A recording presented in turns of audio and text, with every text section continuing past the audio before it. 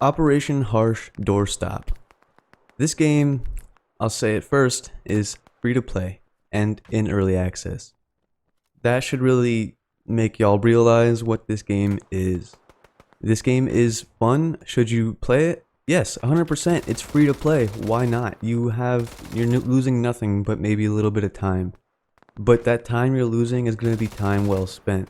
The game isn't perfect. It's a free to play game in early access. You can't expect perfect to come from that.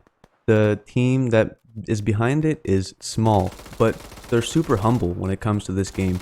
They don't want money from this game. That's not what they made this game for. And I think right now is a perfect time for a free game like this. If I have to rate it from a scale of 10, I would give it a 6. What this game is an amazing foundation for something better. This game could be a lot. What they have made is so far is great, and for what resources they had is still surprising. The game looks great. I have no problems with the way it looks. It looks great. It runs pretty okay. There are a few optimization issues, but from a small team for a free-to-play game, it's understandable. You can't complain about a free-to-play game that isn't early access. You can't. You can't complain about it. There are some great moments I had in here that seem to be on par with great moments I had in Squad. Some of the great moments were just having someone tell the team to rush. Someone that's running up and be like, keep going, boys, like this. That's right, men! Forwards! Push, boys! Two boys in front of us! Let's go, let's go.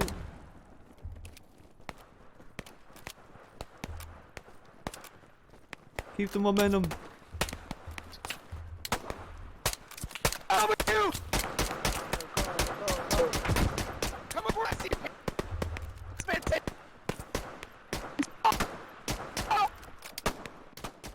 And this game can be amazing in the future. It is a great foundation for modders, a great foundation for the future.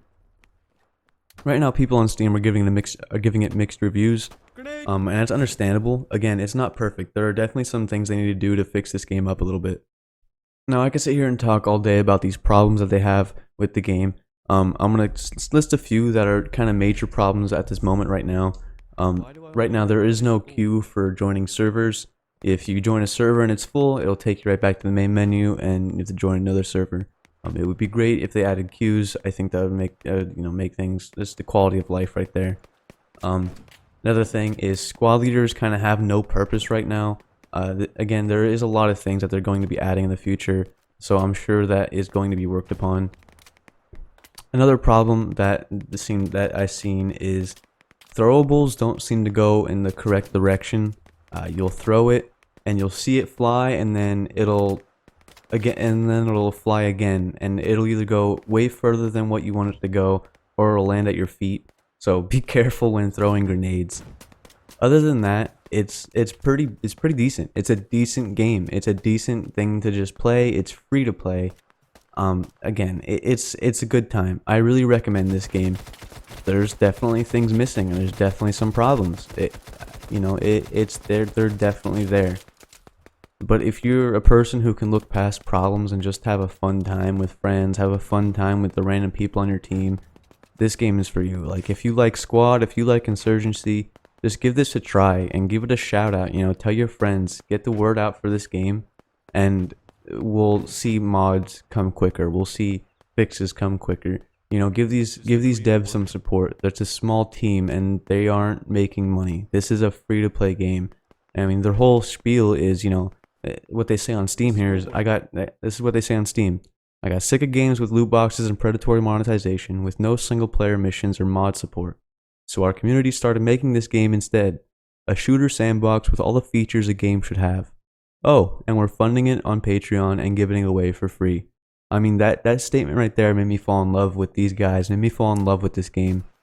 And overall, with this developer, I have, a 10 out of 10 with this developer. This developer is amazing, and I hope this game gets as far as they want it to get. give it a couple months, and when more mods come out and more fixes for some of these problems the game has comes out, I think it'll be a great game. Like, I think this will be a good free-to-play game. If you're bored, you got nothing to do, you don't feel like playing squad, you don't feel like having some responsibilities, you don't feel like, you know, having the responsibility of being a squad leader or anything like that, like, this is it. I'm sure all that's to come soon. They plan to add vehicles and more game modes and more maps and stuff. They plan to add a lot more within time, obviously, and with a lot of help from the community, feedback, and mods as well. You can't complain about a free-to-play game. It is free to play, and for a free-to-play game, this one is probably like the best I've seen. A lot of free-to-play games are usually either completely broken or just downright dumb, and this game is neither. Sure, it has problems. It isn't the perfectly polished game that some other games might be, but give it time, and I can see this game being a lot more than what it is right now. I have nothing but respect for this dev team, and I can't wait to see this game a couple months from now and see where it's at, which is what I'll probably do. I'm probably going to wait a couple months and come back to it and see where it's at. I might play it here and there in between just to, you know, play it, because it's a fun time. It really is a fun time playing it, like running through the different war eras. You have World War I, World War II, Vietnam, and modern day war. It's neat to see that. You don't see that in many games where there's so many different eras in it, and it's nice. It could be the thing that takes down Battlefield 2025 or 20 whatever the fuck it is, 2042. No one even fucking knows what that game is anymore because it's fucking gross. I mean, there's people that like the new Battlefield. It's okay. I think it's definitely not normal Battlefield, but this game reminds me of it because of the mod support, because of the way you can have things be set up, and with the different eras of war, with the way it is. There is no really customization for your classes or anything. It's a lot like Squad or Insurgency in a way, where you just kind of join a squad and pick what class you want and play with that class. It's still a good time. You know what I mean? Like, a lot of games are like that, and it's fine. There's no problem with not having a class to create. This is not a game that is perfectly polished. This is not a game that had a lot of funding or a lot of resources. This is not a game that is, it's not Modern Warfare. It's not Call of Duty. It's not Battlefield. It's not any of these other big titles. But it is Operation Harsh Doorstop. It is a great foundation. It is a good time. I recommend to try it out, to download it and try it out, because it's free. You're not wasting any money, and you're not wasting any time. Again, Operation Harsh Doorstop on Steam.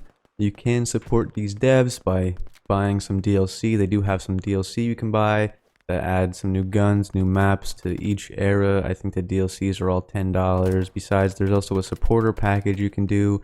It's like 20 something, and you get like maybe a couple special things.